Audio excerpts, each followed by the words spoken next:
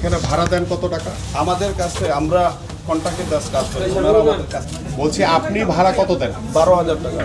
এই জায়গার এই দোকানের পুরোটা 12,000 আচ্ছা, আপনার সাথে কি ডিড হয়েছে? এটার কোনো চুক্তি আছে আপনার? না, এটার সাথে চুক্তি নাই, কোনো চুক্তি নাই, মৌখিকভাবে। মৌখিকভাবে। কততম হাত আপনি? আমি চালাই, আমি জাস্ট চালাই। উনি মারা গেছেন, উনি মালিক। হ্যাঁ, উনি মালিক, উনি মারা উনি গেছেন। মালিক, যে উনি মারা গেছেন। ওনার কাছ থেকে ভাড়া নিয়েছেন কিভাবে আপনি?